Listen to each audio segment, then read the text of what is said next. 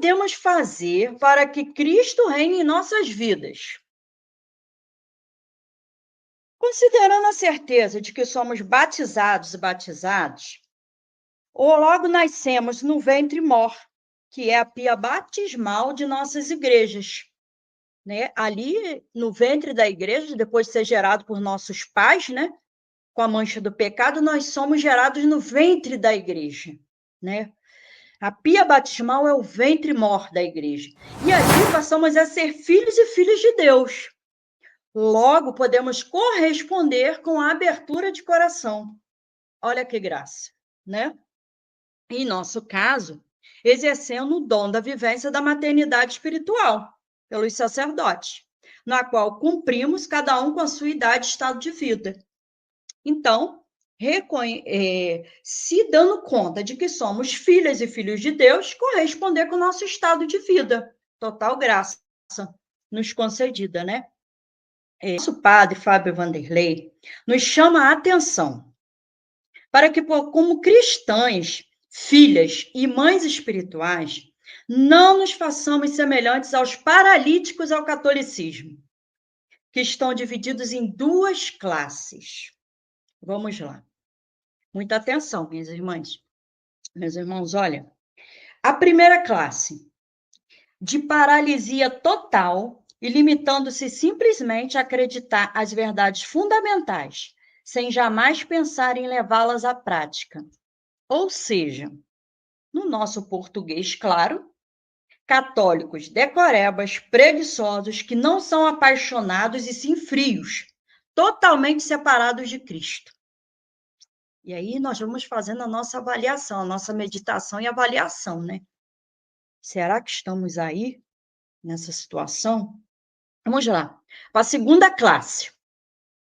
Os que ficam submersos em seus devocionários, não fazendo nada para que Cristo volte a ser Senhor de tudo. E esses que não fazem nada ainda tiram tempo para criticar quem faz. E vamos lá a definição, né, do português claro. Ou seja, são católicos covardes, que facilmente são identificados. Eles são a descendência de Judas, são os hereges, os apóstatas, os perseguidores, e toda essa raça aí, né, que está presente lá desde o início, né? Começou lá com o nosso Senhor, perseguiu o nosso Senhor, que era puro, santo. O que eles não vão fazer conosco, né? Mas nós devemos se colocar aí em objeto de observação também para não estarmos praticando o mesmo que eles, se igualando, se colocando no mesmo nível, né? Melhor resposta é o silêncio, né? Para esses casos. Mas, agora, o nosso padre fundador, Fábio Vanderlei, nos leva a considerar 10 pontos cruciais para fazermos voltar a ouvir o grito do Evangelho. Ouvir a Cristo, o grito do Evangelho. Vamos lá. São 10 pontos que cada um de nós tem um papel muito importante nos pontos. Então, nós devemos ponderar cada ponto, considerando que nós estamos ali, se colocando ali, né? E avaliar, né? Começando por nós, quais estão sendo as nossas atitudes, né? Boas ou ruins? Estamos correspondendo ao reinado de Cristo ou não, né? Esses pontos são buscas da nossa própria santificação, né? E a nossa vivência espiritual, que é a busca de santificação dos nossos filhos espirituais, nossos sacerdotes, já que são as pessoas mais necessárias para o reinado de Cristo. Eles são necessários. Sem o sacerdote, minhas irmãs e meus irmãos, a gente não recebe a Cristo. Não teremos Cristo ali, não será consagrado. O sacerdote é a pessoa de Cristo no meio de nós. Nós devemos aceitar a realeza de Jesus. E essa realeza significa se submeter a ele em todas as dimensões do nosso ser, seguindo o seu exemplo de amor, serviço e humildade. Eu costumo dizer que é a melhor escolinha, né, para aprender é entrar na escolinha de Nossa Senhora, né? Nossa Senhora que nos coloca assim ali na cadeirinha e nos educa, né? Nós devemos estar atentos para não se parecer com Judas, aqueles que mais criticam cruelmente, os que se esforçam por trabalhar, contribuir para que Cristo fique a mercê dos soldados que o perseguem. Sacerdote. E depois, quem está ali, né, servindo fielmente. Mas, vamos ali, voltar aos 10 pontos. Primeiro ponto. Devemos cultivar a vida interior através da oração e meditação da palavra. O que é? Meditação da nossa palavra. A escritura sagrada, a sagrada escritura, né? O que é o alimento do Senhor para nós. Devemos reservar um tempo diário de oração, diálogo com Jesus. Meditar as escrituras, especialmente os evangelhos, permitindo-se conhecer seus ensinamentos, verdades e critérios, mas para aplicá-los no dia a dia conforme nosso Senhor Jesus Cristo quer, e não conforme a nossa vontade. Segundo ponto, viver uma vida sacramental. A comunhão e a confissão frequente são fundamentais. A Eucaristia nos une a Cristo de forma íntima, enquanto a reconciliação nos purifica e renova nosso compromisso com o reino. Ou seja, né? Nada de só ir para a fila da confissão, naqueles mutirão de Páscoa e de Natal. A confissão deve ser frequente, porque é uma limpeza na nossa mente, no nosso coração, nosso agir, nosso pensar, para que Cristo tenha um lugar digno, que ele se coloca dentro de nós, né? Porque tem uma habitação digna. Eu costumo fazer uma oração, né? Pedir a Nossa Senhora que se coloque no lugar do meu coração, no lugar do meu corpo, né? Para que Cristo tenha um lugar digno. Terceiro ponto, né? Devemos permitir que o Senhor haja e guie nossos passos com a confiança e humildade de aceitar a sua intervenção. O que é aceitar a intervenção dele, né? Ter a humildade, a nossa humildade de aceitar a intervenção de Cristo é não murmurar, né? Às vezes a gente murmura muito, reclama de tudo, reclama da posição de tudo, reclama do comportamento, reclama de uma criança que anda, reclama do irmão que está ali se doando, né? E reclamamos também das decisões de Cristo, que nos poda, que nos corta, de certos momentos, de certas atitudes, de certas vivências, né? Ficamos esperneando, como crianças birrentas, né? Quarto ponto, servir ao próximo e colocar o amor em ação. O reinado de Cristo é um reinado de serviço. Quanto mais servimos a Deus e aos nossos irmãos, mais o reino se desenvolve dentro de nós. Então, no reinado de Cristo não tem lugar para preguiçosos. Quinto ponto, amar sem reservas. O amor é o maior testemunho. É preciso amar a Deus e ao próximo com um amor verdadeiro, que se manifesta na misericórdia, no perdão e na compaixão, onde reina o amor, o ódio, o rancor e a indiferença perdem o poder.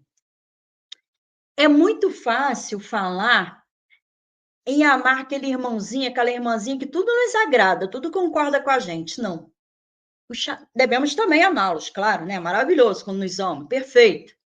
Mas devemos amar principalmente, ter a compreensão de se colocar a serviço do outro, que nos persegue, que nos critica, que nos odeia, que nos aponta, né?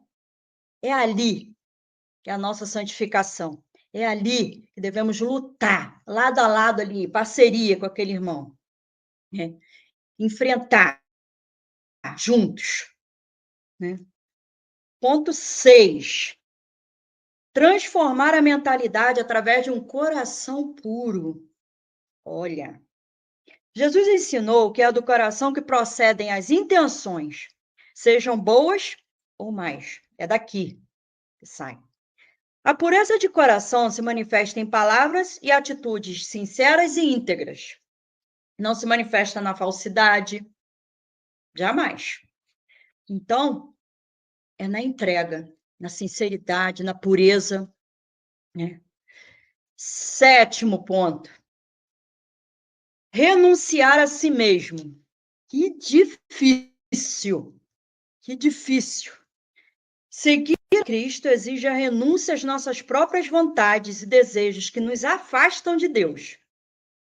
É preciso tomar a diária e seguir o caminho de Jesus, mesmo que seja desafiador. E é. Nós sabemos que é desafiador. O dia a dia, o nosso cotidiano, não é fácil. Não tem que ser. Porque senão não é a vida de um cristão, né? 8º ponto. Educar as paixões. As paixões desordenadas. Ganância, vaidade, raiva. Atrapalha o seguimento de Jesus. É preciso educá-las com força, paciência e perseverança. Olha as virtudes que vão contra as ações desordenadas, as paixões desordenadas. A ganância. A força vai contra a ganância. A vaidade, a paciência. Trabalho da paciência, virtude da paciência. Contra a raiva, a perseverança em amar. E aí, buscar a graça divina para pacificá-las, como fizeram os grandes santos. 10º ponto, né? Viver em comunhão. A comunhão com outros fiéis fortalece a fé e o amor. Partilhar a vida, estar unido ao corpo de Cristo, estar unido ao corpo. Não somos a cabeça, nós somos parte desse corpo, por pura misericórdia divina. Estar unido ao corpo de Cristo e ajudar os irmãos e ser ajudados em suas necessidades,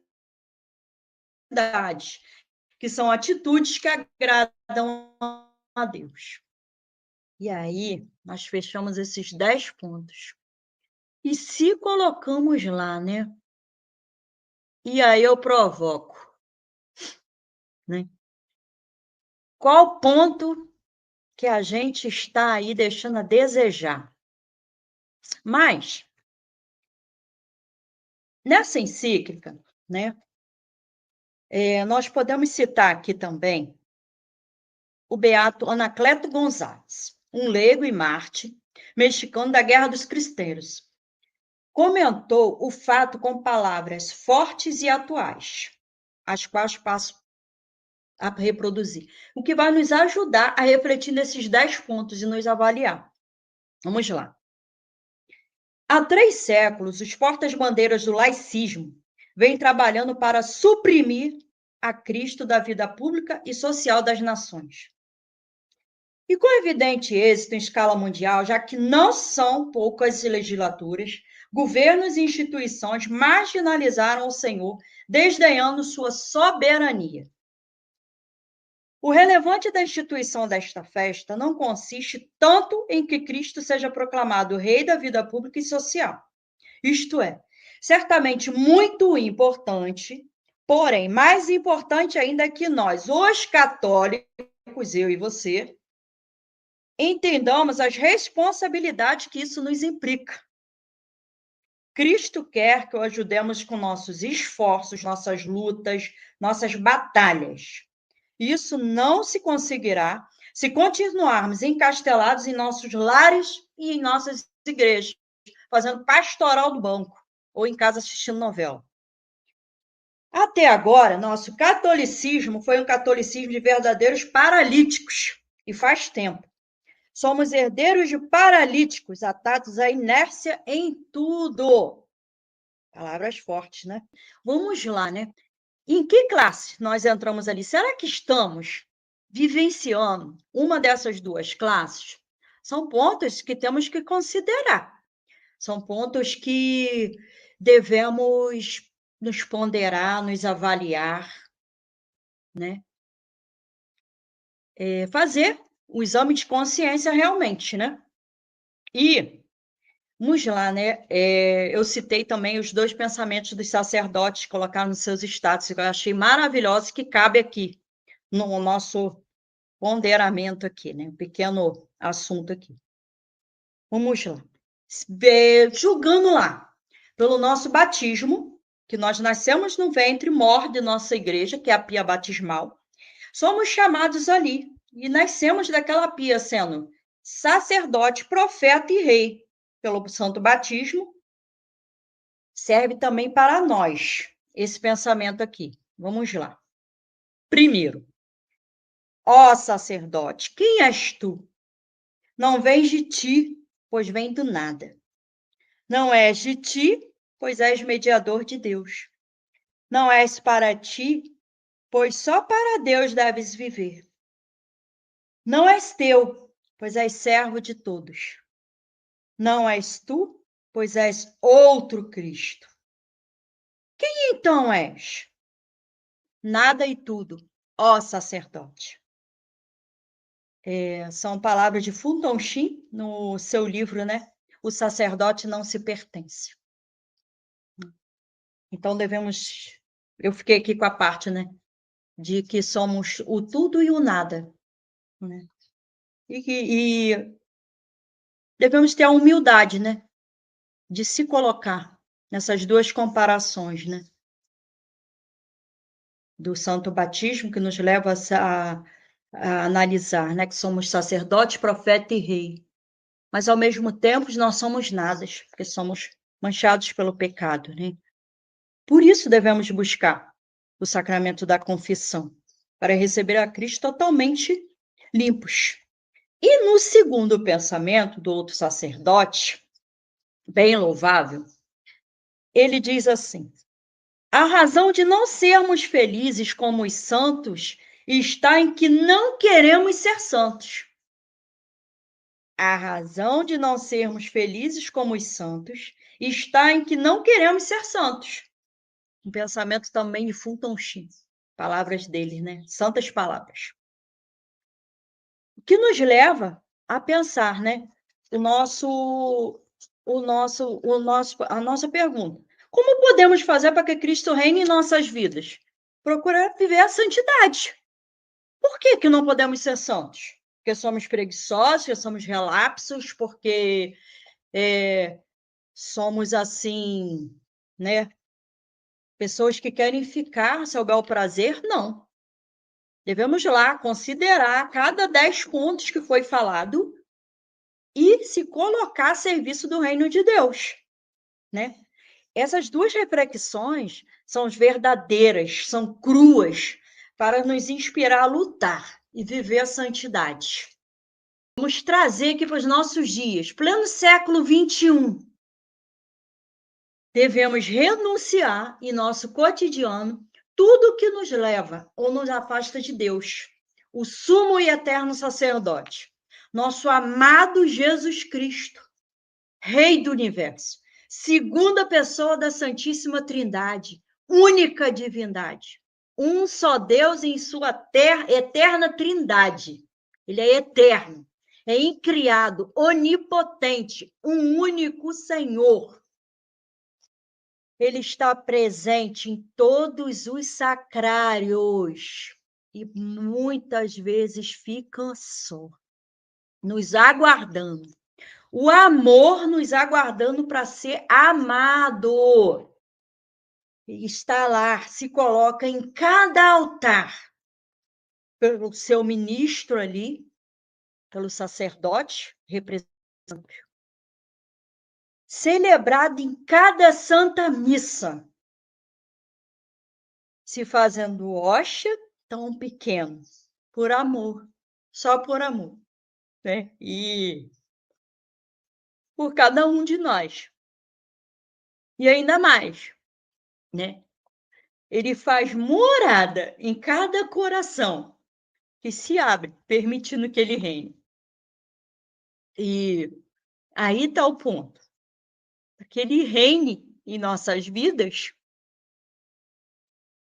devemos ter total abertura de coração por um Deus que se faz tão pequeno, que se fez lá criança, naquela manjedoura em Belém, se fez tão frágil e se faz tão presente nos dias de hoje, por total amor a nós, para que Ele vive, reine e impere, nós devemos ter abertura de coração.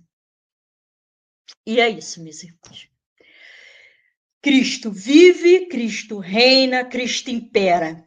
Viva Cristo Rei do universo.